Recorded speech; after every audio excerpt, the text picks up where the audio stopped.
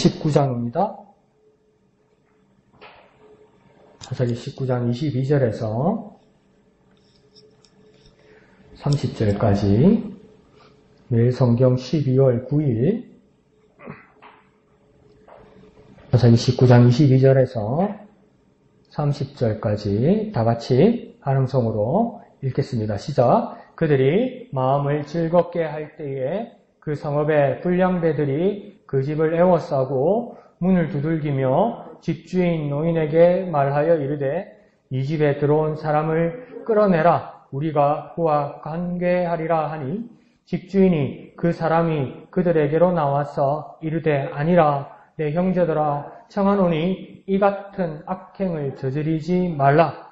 이 사람이 내 집에 들어왔으니 이런 망령된 일을 행하지 말라. 보라 여기 내 처녀딸과 이 사람의 첩이 있은즉 내가 그들을 끌어내리니 너희가 그들을 욕보이든지 너희 눈에 좋은 대로 행하되 오직 이 사람에게는 이런 망령된 일을 행하지 말라 하나 무리가 듣지 아니하므로 그 사람이 자기 첩을 붙잡아 그들에게 밖으로 끌어내매 그들이 그 여자와 관계하였고 밤새도록 그 여자를 능욕하다가 새벽 미명에 놓은지라.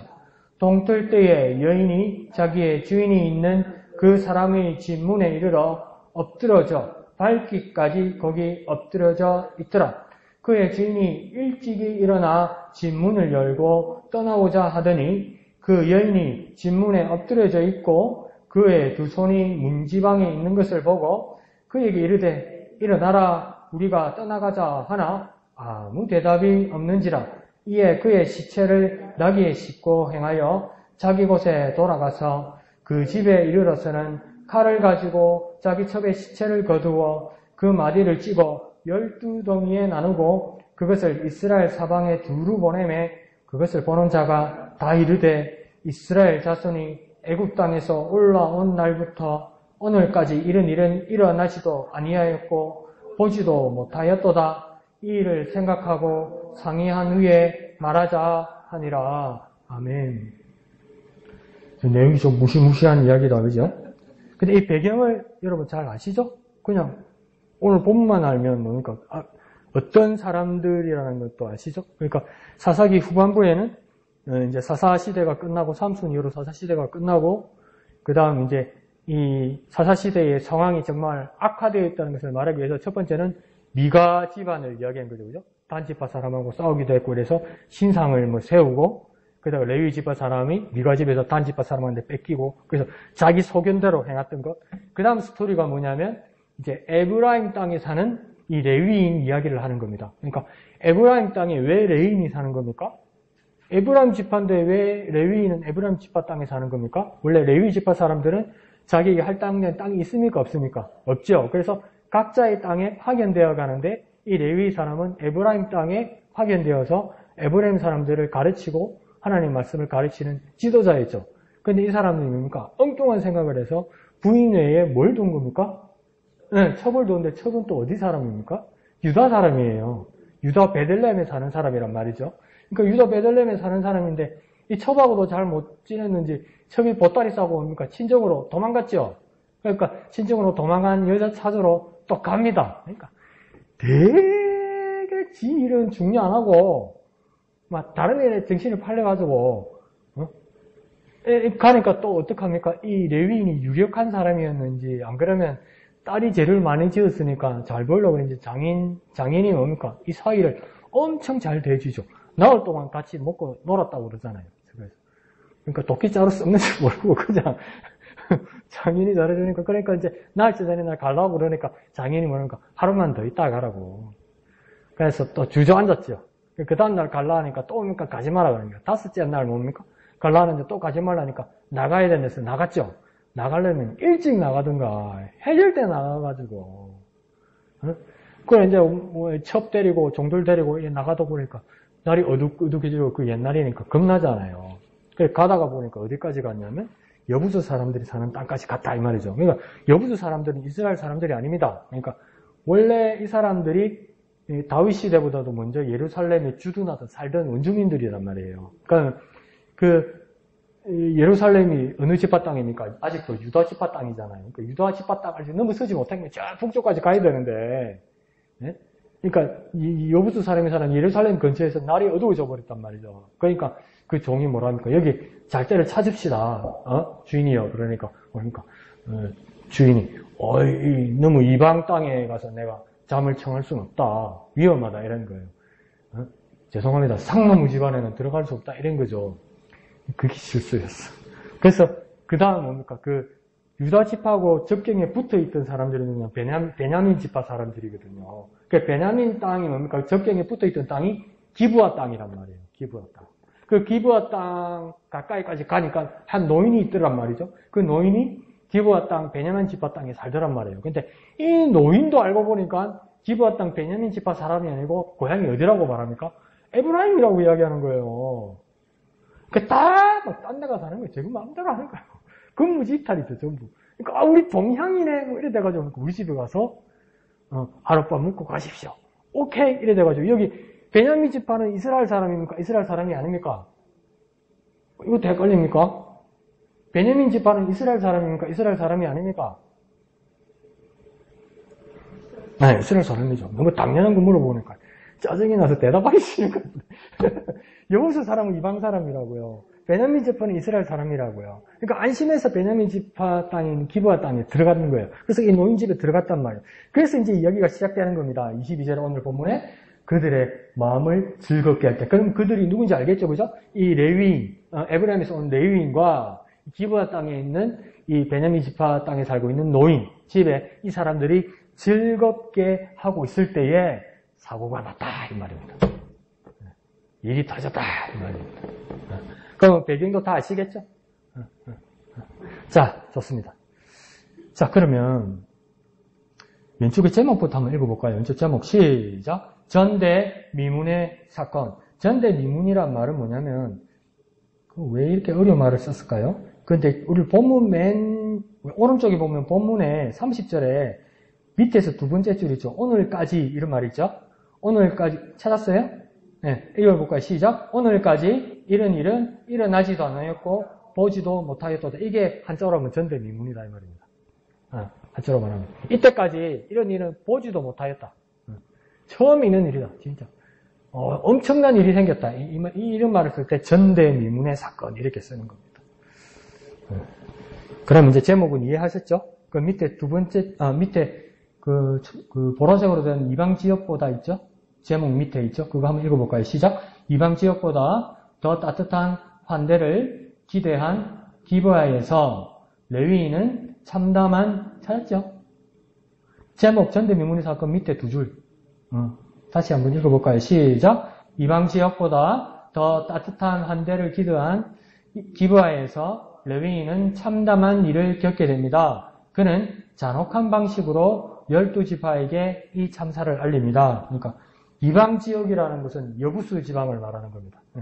여부수에서 난 살 수 없다. 이방인 집에. 그래서 더 따뜻한 환대를 기대하는 기브아. 이 기브아는 베냐민 땅이란 말이에요. 그러니까 우리 형제, 우리 동포 집에 가서 자겠다 해서 안심하고 들어갔는데 레위는 참담한 일을 겪게 된다. 비참한 일을 겪게 된다는 거죠. 그래서 그 대책을 세운 것이 잔혹한 방식으로 이 참사를 12지파에게 알린다. 이 이야기입니다. 그럼 이해되셨죠? 이제 제목하고 밑에 이야기. 그러면 이제 여러분이 읽어오셨고 묵상하고 큐티한 것을 한번 나눠봅시다.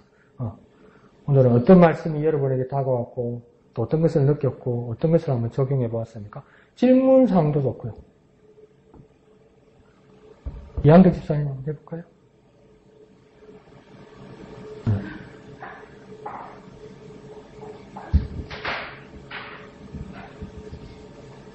저는 오늘 이 말씀을 이렇게 보면서 그래요. 대한민국에 잘 태어났다. 이 세상, 이 시대에 주님을 멀리하고 주님을 알지 못할 정도의 그때 시대에 내가 있었다면 이 어려운 일을 어떻게 했을까? 뭐 이런 생각도 있었고요. 정말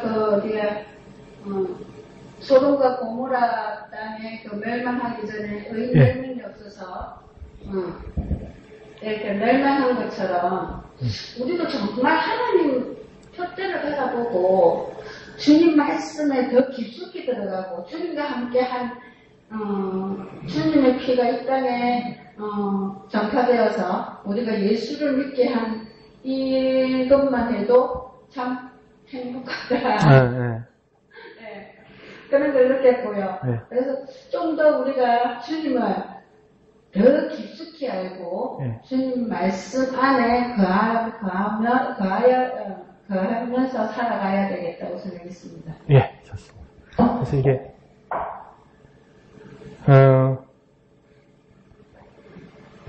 그 어떤 인문학자들은 그런 이야기를 해요. 고대 역사로부터 인류가 지나온 이런 사건들을 이렇게 바라보면 갈수록 전쟁의 횟수는 작아질 거라는 거예요.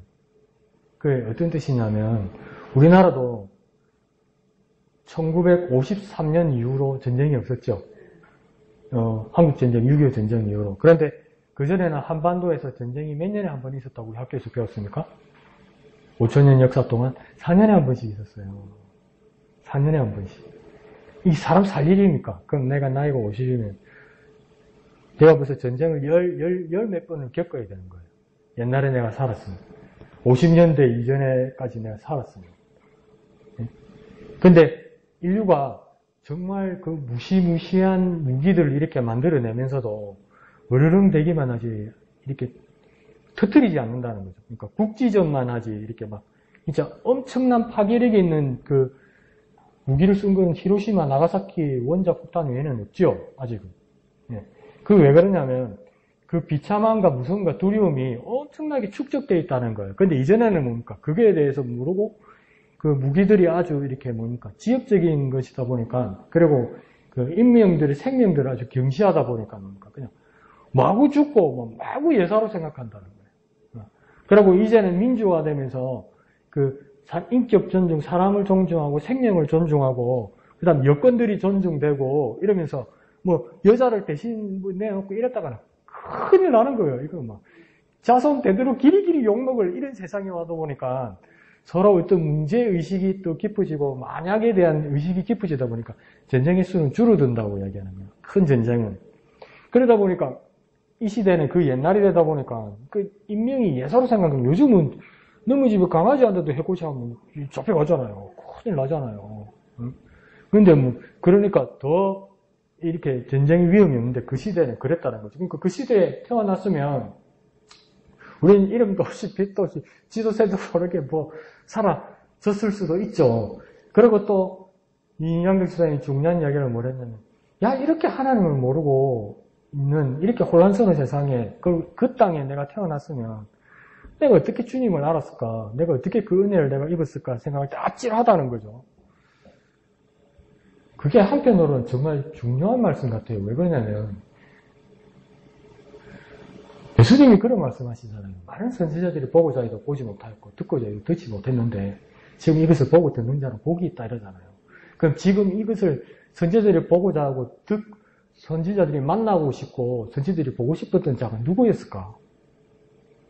예를 들면 이사야, 예레미야, 호세야, 요엘, 마지막에 말라기 이런 선지자들이 정말 만나고 싶고 보고 싶었던 것은 무엇이었을까요?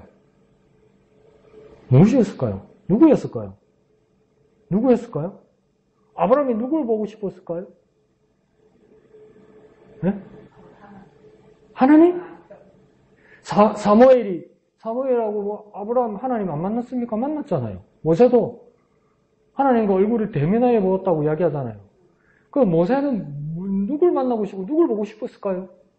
이사야는 누굴 그렇게 그렸을까요? 네? 다니엘은 인자와 같은 이라고 말하는 그가 누구였을까요? 보고자, 예.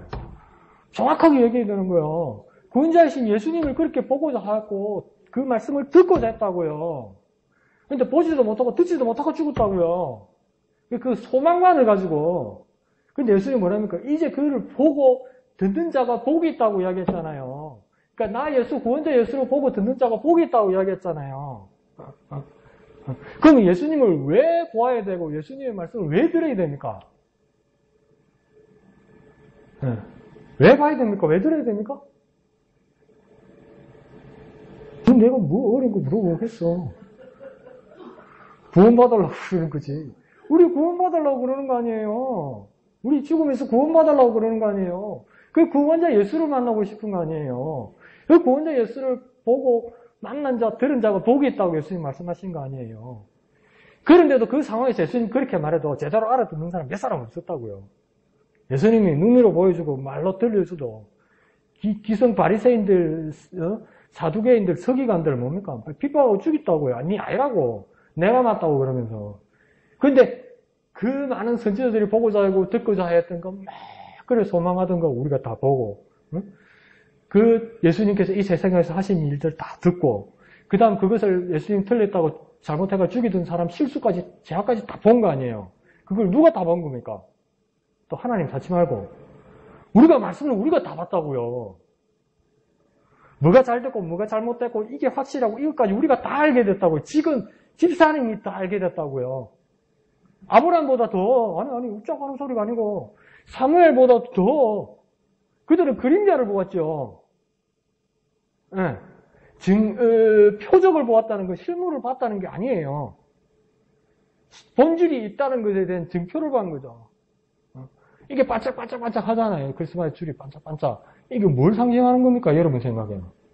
크리스마스를 상징하는 겁니까? 이 반짝반짝은 뭘 상징하는 겁니까? 여러분 생각에. 뭐 별난 게 있겠어. 예수님 하실 때 별 반짝이는 그거 상징인 거지. 그거 뭡니까? 깜빡 내 잠 오는 거하고 똑같네. 이런 거 생각하십니까? 아니잖아요. 이 전구 반짝반짝하는 거, 밤하늘 빛나는 별, 그 예수님 하실 때 그걸 상징하는 거 아니에요. 맞습니까? 아닐 수도 있지만, 딴 생각할 수도 있지만. 그렇다고 이 전구가 그 2000년 전에 그 별이라고 말하지 않잖아요. 그 요건 표적이라고요. 본질이 아니고. 근데 그 사람들 전부 표적 그림자만 봤지 실물을 못 봤다고요. 실물이 왔어도 믿지 못했다고요. 근데 우리는 실물을 보고 실물을 확증하게 되었다고요. 그러니까 가장 복된 자가 누굽니까? 여러분, 저와 여러분입니다. 저와 여러분이에요. 요한복음이 사복음서 중에 제일 먼저 쓰여진 것이 마가복음인데 예수님 돌아가시고 한 3, 40년 후에, 그러니까 한 서기 60년, 70년 이렇게 봐요. 그리고 요한복음을 서기 100년 정도로 봐요. 그러니까 사복음서 중에는 요한복음이 제일 뒤에 쓰여졌죠. 왜 요한이 운명할 때 다 돼가 100살 다 됐었을까요? 여러분, 한번 상상을 해봅시다. 왜 예수님이, 그러니까 우리 역사적으로 계산해보면 예수님이 쉽게 잡아서 서기 1년에 태어나서 한 30년이나 33년에 돌아가셨단 말이에요. 네? 그리고 이제 제자들이 초대교회를 시작하면서 복음서가 금방 쓰여진 게 아니고 3, 40년 지나서 심지어는 4, 50년, 60년 지나서 그때서야 비로소 예수님 행적을 쓴 복음서가 쓰여졌단 말이에요. 우스갯소리로 왜 그렇게 늦게 쓰여졌을까요? 빨리 기억 빨리만 날 거 아닙니까? 안 잊어먹고. 그죠? 잊어먹기 전에 퍼뜩 써야 될 거 아닙니까? 일기도 방학 때 보면 있는 자식들 하도 안 하다가 내일 개학인데 막 30일째 한꺼번에 쓰잖아. 날씨도 못 쓰고 그러잖아. 그 확실한 게 아니잖아요, 그 일기가. 그런데 왜 복음서 예수님의 행적을 제자들은 왜 그렇게 늦게 썼을까요? 일본 게을러서 그래 되는 겁니까? 왜 늦게 썼을까요? 한번 상상해 봅시다. 왜 그렇게 늦게 썼을까요? 신학적인 이야기는 있는데 그 이야기는 뒤에 하고. 왜 그렇게 늦게 썼을까요? 이양대 전에 할 말이 있는가 보네. 없어? 예수님께서 왜 그렇게 늦게 썼을까? 예수님 제자들? 지신유사님 왜 그렇게 늦게 썼을까? 아니, 답을 물어보는 게 아니고, 나도 답은 몰라요. 답은 제게 있는데, 그거야 시험 칠 때 쓰는 거고. 제 생각에는요, 예수님이 그때 하신 말씀을 10년, 20년 지나서 말귀를 제대로 못 알아들었어요. 이 말이 무슨 뜻인지. 그런 게 너무 많았어. 여러분 이제 연세 되다 보니까 환갑 지나고 나다 보니까 그때 친정어머니, 아버지 하던 말이 무슨 뜻인지 이제 아는 거 있죠? 제자들도 사람이잖아요. 그때서 알게 되는 게 있다고요. 그때서. 그것들을 그러니까 안 잊어버리고 다 썼다고요. 제자들이. 써가지고 누구한테 넘긴 겁니까? 집사님들한테 저한테 넘긴 거예요, 그게. 그러니까 예수님의 말씀이 더 완벽하게 우리에게 이루어진 거예요. 이것을 보고자 했고 듣고자 하는데 보지도 못하고 듣지도 못한 사람도 많은데 이 예수님의 말씀을 보고 듣고 깨달을 수 있는 최적의 조건은 누가 가지고 있는 겁니까? 집사님들하고 저가 가지고 있는 거예요. 네. 이렇게까지 다 해줘놨는데 나는 모르겠다, 나는 안 할란다, 나는 안 믿을란다. 그거 누구 책임이냐고요, 그게. 뭔 말인지 모르겠다. 그게 누구 책임이냐고요, 그게. 이해하시죠? 이만큼 우리가 축복받은 게 없어요. 그러니까 그때 예수님이 십자가만 밖에 돌아가실 때도 이해가 안 가잖아요. 그러니까 도망갔잖아요. 문 잠그고 있었잖아요. 근데 예수님 불에서 오니까 놀라고 나자빠지잖아요. 예수님 살아나셨다니까 도마가 뭐라고 나는 안 왔으니까 안 믿는다 그러잖아요. 그런 사람들이요. 그런데 그거 야가 맛이 같더라, 여기가 헛소리 하더라, 여기가 잘못 깨달았더라, 이거 우리 다 알잖아. 우리가 이 말씀 보면서 다 알게 됐잖아요. 이양대 지사의 말씀처럼 이만큼 복된 우리의 삶이 없어요. 목사님 먹고 살기 힘든데요, 날이 추운데요, 바이러스가 도는데요, 그 시대에 백신이 있었습니까? 이게 뭐 때문에 죽는지 알긴 알고 죽었습니까? 이렇게 하나님 우리 시대를 축복하고 우리를 위해 정말 축복하신 게 없어요, 여러분. 이것만 가지고도 하나님 말씀 전하고 전도할 일이 얼마나 많습니까? 이양태 집사님 100번 오라요, 말이. 여러분도 동의하시죠? 여기서 내가 빠져야 되는데 그래야 여러분 할 말이 많은데. 자, 봅시다. 예, 목사님. 아니, 저는 제일 먼저 보이는 게 데자부 같은 창세기 19장에 나오는 소돔과 고모라와 사사기 19장에 나오는 이 기부와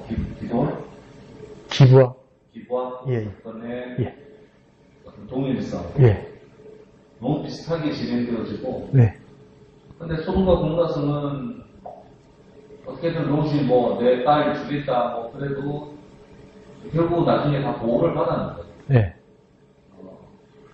오늘 본문에 있는 이 집은 어떤 보호를 못 받았죠. 결국 첩이 죽게 되었는데 왜 그럴까? 그냥 우리가 믿음으로 혹은 어떤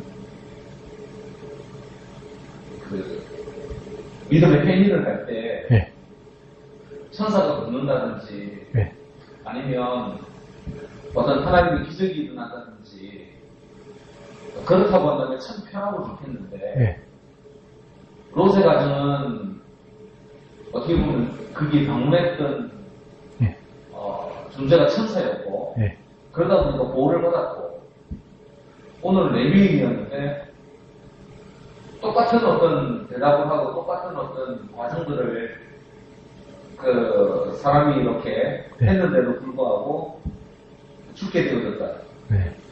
과연 나는 하나님께서 보호해 주실 것이라고 하는 그런 믿음은 가지고 이렇게 어떤 과정을 살아가는지 천사가 도와줄 것이라고 하는 것을 믿으면서 이렇게 하는지 어떤 결론을 바라보면서 이렇게 나아가는지 이렇게 좀 생각하게 되어지고 이렇게 되어진 과정들 속에 있는 어떤 삶의 기준이 무너져버린 그러한 사람들의 모습들을 좀 봐요.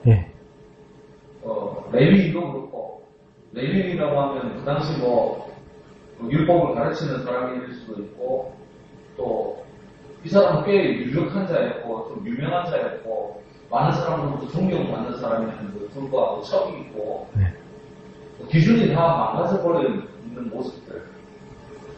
척도 비기철도 없고 뭐 음행을 하고 그러니까 그 처갓집으로 가가지고 4개월 동안 있고 또 뭐 첩의 아버지도 또 너무 또 가분하고 급하게 뭐 3일 있다 가겠다 그러는데 또 하루 더 있으라 그러고 그 다음날 또 하루 더 있으라 그러고 그러기도 하고 여기 뭐 기부와의 그 할아버지도 네. 또 이상하고 자기 딸 주겠다 그러고 뭐 천만 내보내기도 하고 뭐 이런 기준이 완전히 망가져버린 우리가 생각하는 것과는 너무나 다른 어떤 기준에 대한 삶이 펼쳐지고 있는데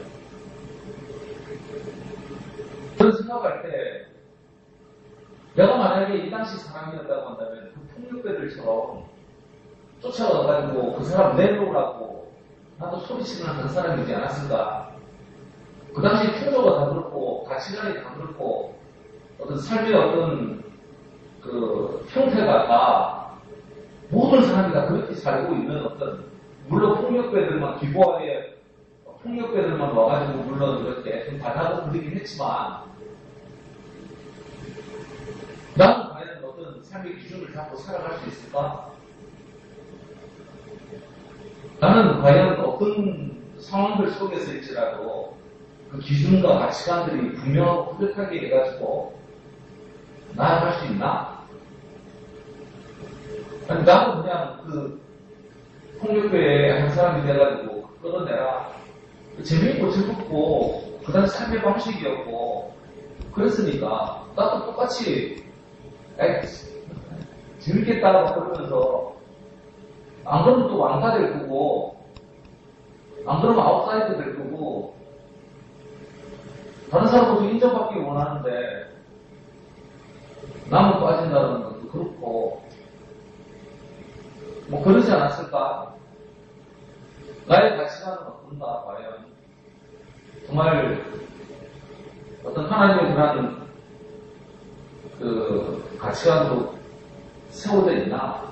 아니면 그 가치관에 천사가 도와주지 않더라도 아니면 하나님이 도와주시지 않더라도 난 정말 그렇게 못 나가 내가 나갈게 이러면서 할 수 있나? 무너진 가치관 혼돈된 가치관 속에서는 내 자신을 좀 다시 한번 돌아봐야겠다 세워야겠다 라고 하는 생각을 했습니다. 예, 알겠습니다. 아주 중요한 말씀이죠, 그죠? 그 질문상에 목사님이 그런 말이 있었죠. 스스로에게 질문하는 것 중에. 모든 사람이 이렇게 하는데, 나는 아니요 하면서 진짜 다른 데 서 있을 수 있나. 그 제일 자신 없거든요, 저도. 그 요번에 뉴스 보셨습니까? 그 외국에서 온 아이 중학생인데 몇 년째 학교에서 그 남자인데 성추행, 성폭행 당한 거 동급생들한테 몇 년째. 그러니까 애 하나를. 그러니까 이 어린 학생들인데 남자애가 남자애를 성추행하고 성폭행한 거죠. 학교 안에서. 이 상식적으로 말 안 되잖아요. 그리고 만약에 집사님들도 남학생이라고 칠 때, 강 목사도 남학생, 그럼 그 안에 있었으면 난 예외가 됐을까? 저는 그게 보장이 안 되는 거예요. 그게 봉조했을 것 같아요. 안 그러면 직접 몸으로 그렇게 폭행하지 않았어도 그 장면을 즐기거나 침묵하면서 즐겼을 것 같아요. 그게 무슨 거죠? 그게 목사님 말하는 저 왕따죠. 그럼 만약에 정말 양심적으로 이게 하면 안 된다고 말하면 나도 또 하나의 희생양 대상이 되는 거예요. 근데 내가 희생양의 추행 대상이 된다는 것만치 두려운 게 어디 있어요? 그럼 내가 희생양이 되고 내가 피해자가 되지 않기 위해서 그 상황에서 방법은 가해자가 되는 것밖에 방법이 없는 거죠. 근데 그게 좁은 세상의 이야기지만 다 그랬다는 거예요. 근데 만약에 넓은 이 세상에서 볼 때 하나님이 불편해 하시고 하나님이 보기를 원치 않은 일이 세상의 풍조고 유행이라고 칩시다. 예?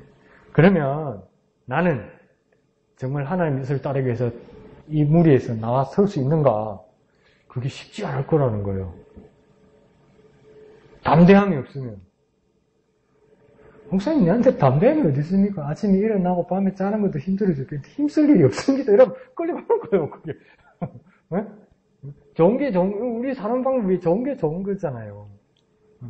그러니까 이게 유행이 되다 보니까 그렇게 된 거예요. 그래서 목사님 말씀하실 때 소돔성에 롯의 집에 두 천사가 찾아왔을 때 거기에도 불량배들이 와서 그 남자 끌어내라. 남자라고 생각했겠죠. 그 잘생긴 남자를 끌어내가 상관하리라. 그 전 개혁 성경에서는 상관하리라. 지금 개정 성경에서는 관계하리라. 이렇게 돼 있잖아요. 근데 그 영어에서 이런 짐승과 동성끼리, 안 그러면 어린 아이들, 이런 것을 성적으로 추행한다는 뜻을 뭐라고 쓰냐면 소돔이라고 씁니다. 이 소돔이라는 뜻이 뭐냐면 소돔과 고모라 할 때 소돔 있죠. S-O-D-O-M. 이 영어는 S-O-D-O-M. 이게 소돔이거든요. 끝에 Y자 하나만 붙입니다. 소돔 끝에 M 끝에. 그래서 소돔이 이러면 뭡니까? 그 변태적인 성폭행을 이야기하는 거예요. 그게 어디서 시작된 말입니까? 소돔과 고모라. 그래서 영어에서는 소돔이라고 그럴 때 변태적인 성폭행을 소돔이라고 부릅니다. 영어로. 창세기에 나온 이야기로. 근데 이 일이 또 시작된다는 거예요. 그러니까 유행을 탔으니까. 그러면 아무리 목사님 유행을 타도 내가 인뚝 사람인데 내가 그런 짓을 하겠습니까? 좋아요. 뭐 저나 여러분이나 인간인데 뭐 성적인 그런 짓은 안 하겠다 치자고요. 그건 제껴놓고 그런 잘못은 안 저지르겠다. 그러면 난 유행을 타느냐 안 타느냐 여기서 다 걸리는 길이에요. 진선노름에 도끼자루 썩는 줄 모른다잖아요. 처음에는 재밌어, 달콤해. 그 막 즐기는 거요. 즐기다 보면 하나님이 쫙 삼천포가 있어, 쫙 삼천포. 그 하나님 없는데 즐거워. 그 내 도끼자루, 내 믿음의 자루는 썩어버린 거예요, 그게. 왜? 유행 탄다고. 유행이 재밌어서. 그러니까 이게 심각한 번제지만 유행이에요, 유행. 그러니까 내가 타고 있는 유행은 없는가? 내가 즐기고 있는 유행은 없는가? 근데 그게 하나님하고 관계 있는가 없는가? 하나님하고 관계 없으면 비슷한 범죄의 수렁에 들어갈 가능성이 엄청 많은 겁니다. 그리고 내가 유행을 같이 타지 않으면 쉬운 말로 따돌림 받는다는 게 너무 두려운 겁니다. 그럼 같이 유행 타는 겁니다. 같이. 이래 된 거예요, 여기 분위기도. 근데 목사님 얘기는 심각하죠. 그러면서 뭔 이야기가 나옵니까? 내 남자 내 나라 상관하겠다. 그러니까 이 노인이 딸의 집주인이라고 뭐합니까? 이런 망령된 일을 행하지 마라.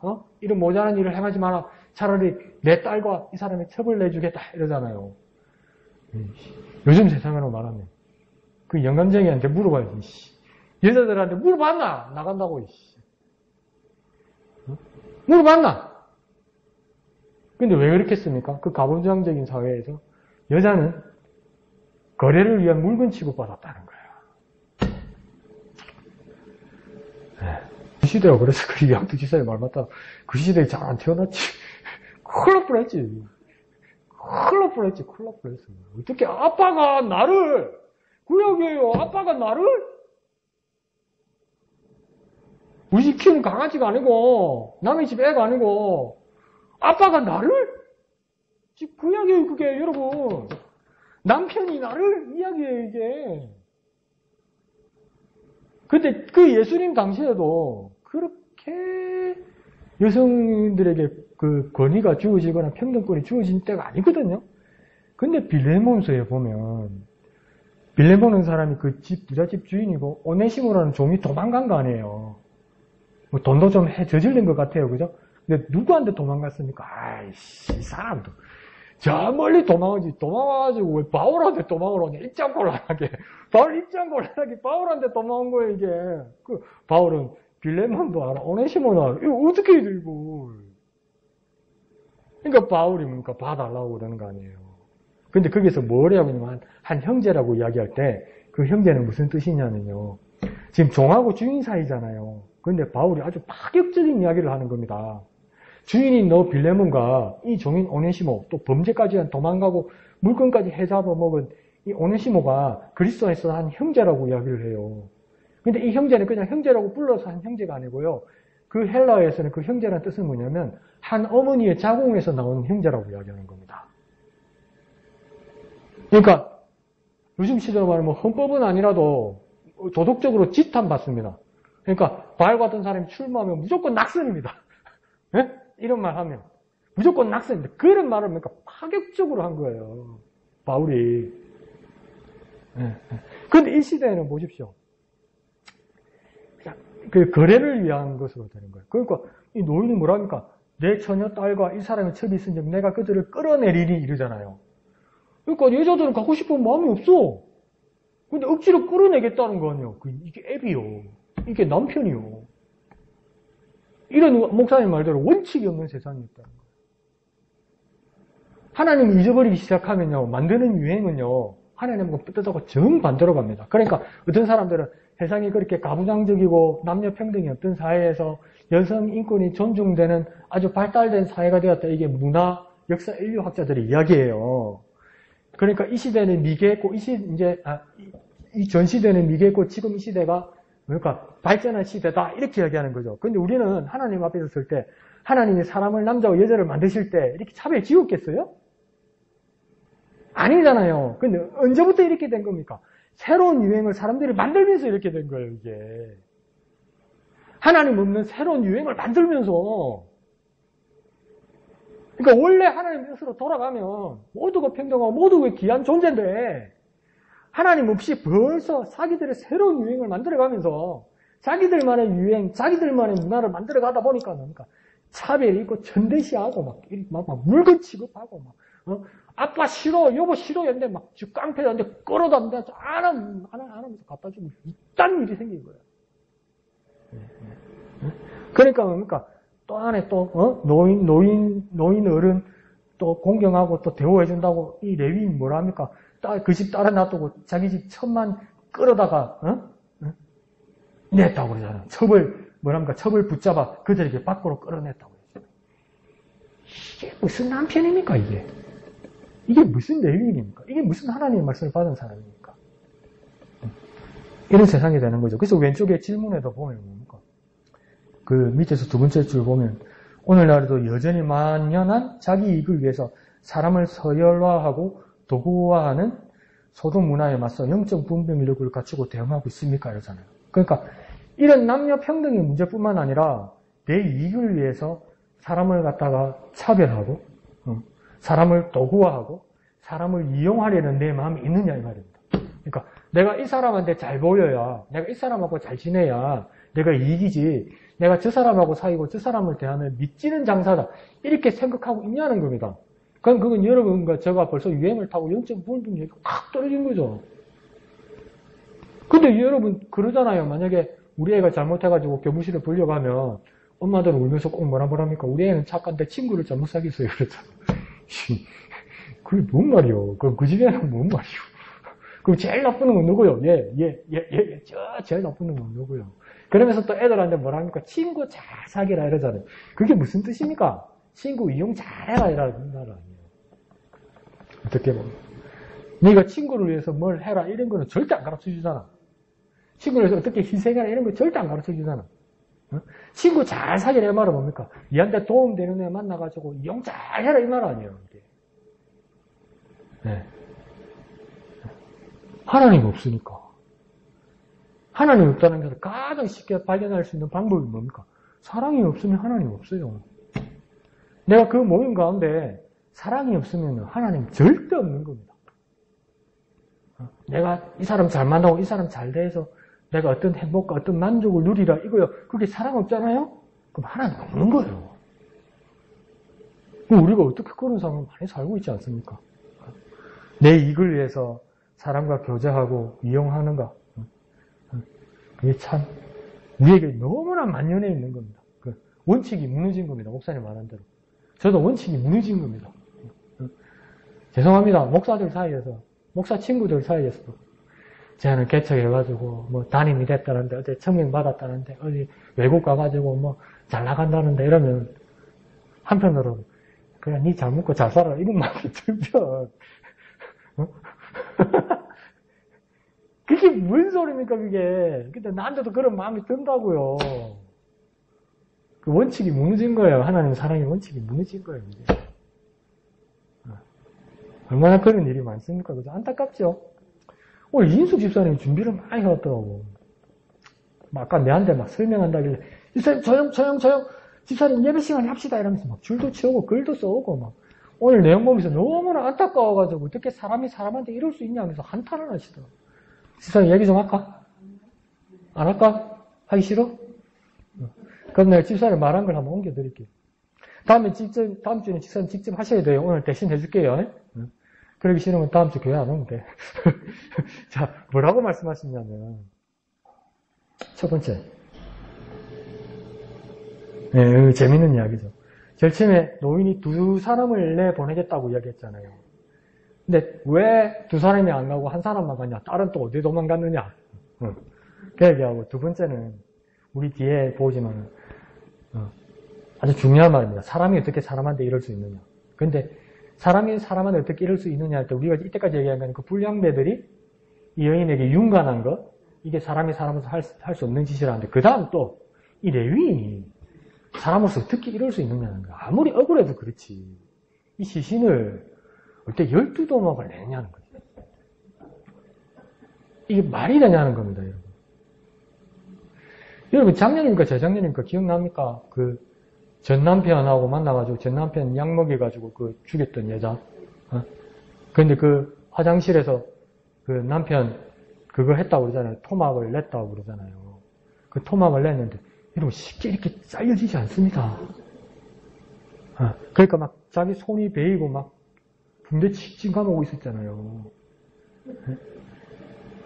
그거 아니 그 고기 쓰는 거 그런 이야기 아닙니다 이게. 엄청 비참합니다 이게. 이거 보통 정신 안 하면 사람 시신한데 이럴 수 없습니다 이거. 그래서 유영철 사건 있죠. 유영철 사건. 그 옛날에 사람들 많이 죽였던 그 친구. 그 이제 뉴스에는 안 나오는데 나중에 이야기 그 프로파일러들한테 이야기 들어보면 자기 집에 이제 그 살해하는 시설을 다 만들어 놓은 거예요. 화장실에다가. 네? 여자를 끌고 와가지고. 그 토막을 냈잖아요. 시신을 토막을 냈는데 이제 외부로 옮겨야 되잖아요. 유기해서 버려야 되니까. 죄송합니다. 야, 교회에서 이런 말 하면 안 돼. 얼마나 잔인하냐 하면 김치를 한 통 사는 거예요. 김치를 같이 버무리는 거예요. 그 뉴스에도 안 나왔어요. 너무 잔인해서. 그래가지고 그걸 택시에 이제 실어가지고 가면 택시 기사가 이게 무슨 냄새냐고 그러면 우리 어머니가 보내준 신김치인데 냄새가 너무 많이 나. 거짓말하니까. 이게 얼마나 잔인한 겁니까 이게. 사람이 사람한테. 근데 이거 지금 이 레위인이 12토막을 했다고 가만히 생각해요. 팔다리만 해도 수족이 4개인데 이걸 어떻게 잘랐다는 겁니까 이거. 여러분 식육점에서 소나 돼지 그 큰 것들 이렇게 해체할 때 보면 도끼질도 해야 되고 막 크게 하다 보면 막 식육점 일하는 사람도 막 얼마나 힘들어요. 그런데 사람이 사람을 그것도 자기 부인 되었던 첩을 12토막을 내가지고 잘라가지고 12지파에다가 다 보냈다는 거는 이거 얼마나 잔인하냐는 겁니다. 그러니까 이승 집사님 말은 이게 제정신이냐는 겁니다. 이게.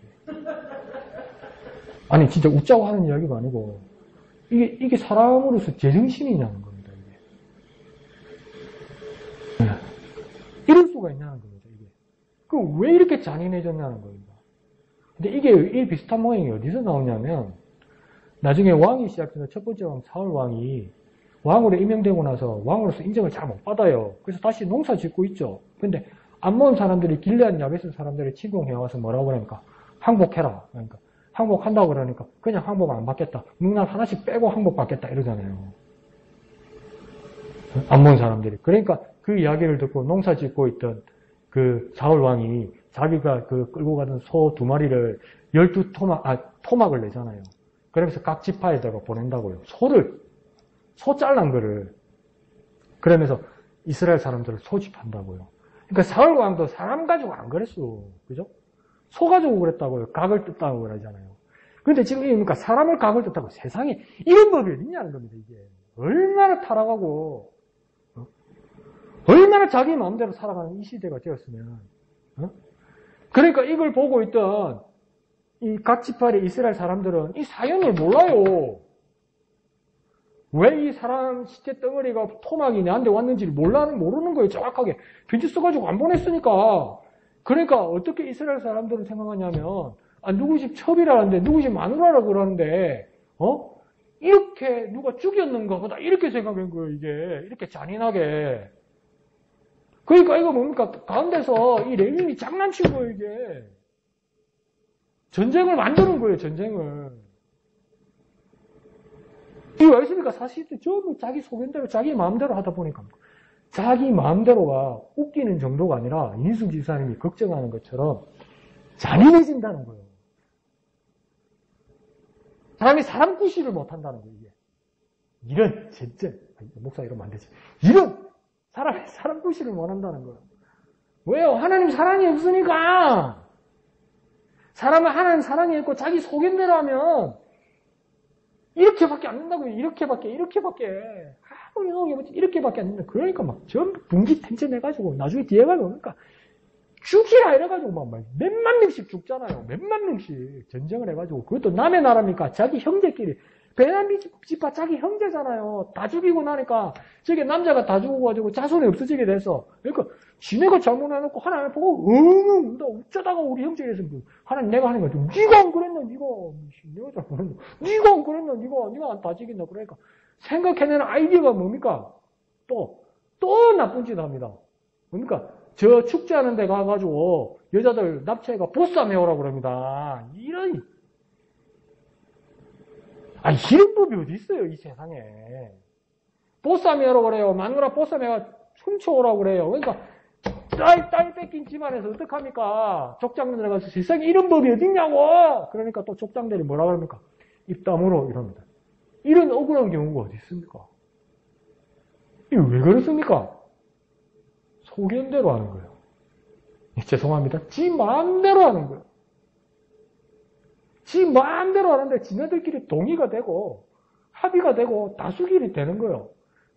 다수결이 되어도 그건 하나님의 뜻이 아니에요. 왜요? 사랑이 없으니까.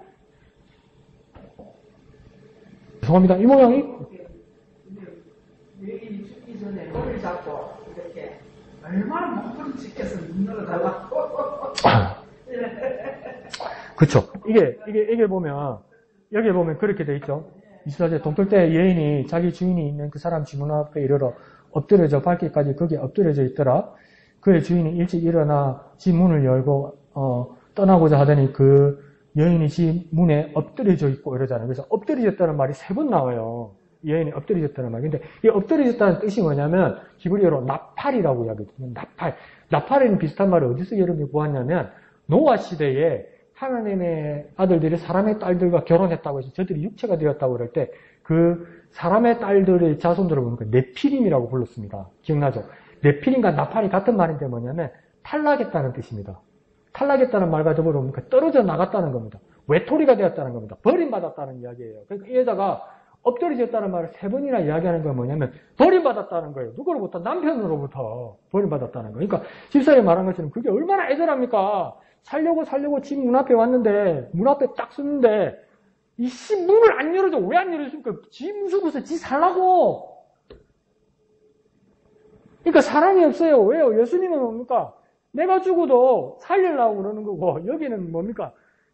내 살아야 되니까 너는 죽어야 된다는 거예요. 근데 그게 우리 재석이고 우리의 본성이요. 여러분 저라도 문 못 열어줄 것 같아. 죄송해요. 근데 나 그런 건 있어. 확실히 담임 목사님은 나하고 차이가 나요. 저는 목사님하고 저하고 이렇게 비교해보면 저는 이기성이 상당히 짙어요. 목사님은 제가 힘들거나 심지어 제가 힘이 달리는 일이 있어도 이렇게 목사님 제 눈치 보면서 목사님이 해결해요. 물리적으로도 정서적으로도. 그래서 확실히 담임 목사님하고 부목사하고 차이 많이 나더라고요. 제가 제 자신을 비교를 해도. 여러분 그런 거 못 느끼세요? 확실히 차이 나요. 근데 지 살라고 그런다고. 그러니까 엎드려졌다는 거 아니에요. 왜 엎드리신 거예요? 집사람이 안타깝게 여기는 것처럼 남편이 지 살라고 문 안 열어준 거예요. 문 열어줬다가 여보 당신은 문 열어서 확 들어올 거면서 불량자들이 무섭겠죠 여러분. 말도 안 되게 무섭겠죠. 근데 예수님은 문 열어줬어. 그리고 자기가 죽어버렸어. 그게 예수님이요. 왜요? 사랑 때문에 그런 거죠. 그리고 이제 진기한 이야기가 뭐냐면 엎드려져 있고 그의 두 손이 문지방에 있는 것을 보았다 이러죠. 그 여자 두 손이 집 문 앞에 문지방에 이렇게 있었다는 거예요. 왜 문지방에 있었다는 표현을 했을까 이럴 때 이거는 뭐냐면 믿음이고 신앙의 이야기는 아닌데 그때 고대 사회에 그러니까 우리나라에도 그런 거 있잖아요. 옛날 변소에 그 천장 보고 이렇게 못 치지 말라고 그러죠. 못 치면 어떻게 된다고 합니까? 눈병을 묻는다고 그러잖아요. 귀신이 있어서. 왜 귀신이 있어서 눈병을 묻겠습니까? 화장실 천장은 청소 안 하니까 거기다가 때리면 문지가 눈에 들어가니까 눈이 따갑지. 근데 그걸 귀신이 있어서 그랬다고요. 그와 마찬가지로 이 당시에는 뭐냐면 집에 문지방에는 뭐가 있다고 이 고대 사람들이 믿었냐면 그 집안 식구들을 지켜주는 귀신이 있다고 믿었어요. 그러니까 문지방 밑에 그 집안을 지켜주는 귀신이 있다고 믿은 거예요. 신이 있다고. 그러니까 이 여자가 왜 죽고 엎드려지면서도 이 문지방에 손을 뻗었냐면 제발 나 좀 살려달라고. 살려달라고. 마지막까지 살고 싶어서 살려달라고. 살고 싶어서. 근데 그걸 외면했다고. 우리도 하나님 없으면요. 외면합니다. 우리가 그리스도의 사람인데도요. 우리가 하나님을 깜빡해버리면요. 외면합니다. 살려달라고 손을 뻗는 사람에게 외면합니다. 그래서 내가 자리가 사람을 만드는 건가? 인품인가? 그런 거 볼 때 우리 목사님이 두 가지인 것 같아요. 이용희 집사님 성품하고 목사님이 담임 목사라는 그 책임감이 저하고 완전히 게 여러분을 위해서 해요. 근데 저는 뭡니까? 그 밑이라고 저는 아니래요. 저는. 그래서 목사님 혜택을 입으려고 들어요. 저는. 저게 무슨 소리하노? 이랬는데 아니요. 가만히 생각해보세요. 왜 그렇습니까? 그게 성품일 수도 있지만 저와 여러분이 하나님이 주신 일을 더 맡으면 하나님 그만큼 하나님의 사랑을 더 부어주시기 때문이에요. 그러니까 여러분이 살아가는 방법은 뭐냐면 그리스도인으로서 우리가 막정한 사명을 받음으로써 하나님의 사랑을 더 듬뿍 받을 때 하나님의 사랑을 보여줄 수 있어요. 그러니까 내가 내 손에서 하나님의 사랑이 나오지만 그건 내 것이 아니고 하나님의 사랑이기 때문에 하나님 앞에 영광 돌릴 수 있어요. 그러니까 저와 여러분에게 하나님의 그 크신 사랑이 얼마나 필요한 겁니까? 얼마나 간절한 겁니까? 정말 간절한 겁니다. 하나님의 사랑이 저와 여러분에게. 그냥 세월 보내면요. 그냥 나만 남아요. 그럼 하나님의 사랑 없어요. 그럼 나의 보통 이성이 올라와요. 하나님 없어요. 문 열어달라면 문을 열어줘. 나 죽는데. 니는 이왕 배려면 그냥 가라고. 그게 우리 본성이에요. 근데 우리가 그리스도인이라고 불러주시고 예수님의 제자라고 불러주시고 하나님 위대한 사명을 주시면 내게 있는 것이 아니라 하나님의 사랑을 가득 내게 부어주시니까 그걸 사람들에게 부어서 보여주는 거예요. 하나님의 사랑을. 그러니까 내가 쓰임받아서 하나님 앞에 영광 돌릴 수 있는 기회가 되는 거예요. 이 기회를 놓쳤다고요. 이 사람들이 이 기회를 놓쳤다고요. 놓칠 수밖에 없습니다. 하나님 사랑 없으면 안 됩니다.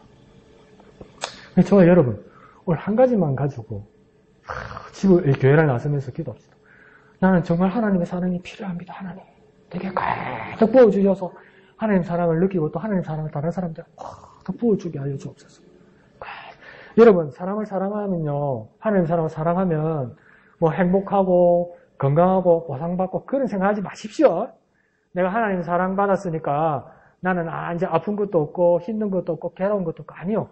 뭐라 그러니까 누구든지 나를 따르려면 자기를 부인하고 자기를 십자가를 지고 나를 따를 것이냐 예수님 그렇게 말씀하셨잖아요. 하나님 사랑 주는 만큼 고통받습니다. 이게 무슨 소리야 지금. 하나님 사랑 때문에 무시당할 수도 있고요. 하나님 사랑 때문에 외면당할 수도 있어요. 그렇지만 나는 왜 무시당하고 나는 왜 외면당합니까? 그것만 알고 있으면 돼요. 하나님 사랑 때문이라고 괜찮아요. 내가 무시당하고 외면당하고 괴로운데 고통스러운데 그 고통과 외면과 공포의 이유가 내가 하나님의 사랑을 가지고 있는 것이라면 받을 만한 십자가잖아요. 그렇죠? 아멘이십니까? 네. 그러면 견뎌보고 기쁨으로 나아가 봅시다. 그래서 나는 하나님의 사랑이 정말 필요합니다. 하나님의 사랑을 부어주시옵소서. 그래 간절히 기도해서 주님 사랑에 꼭 쌓여서 살아가는 저와 여러분 되시기를 예수님 이름으로 축원드립니다. 찬송하신 후에 다 같이 기도하겠습니다.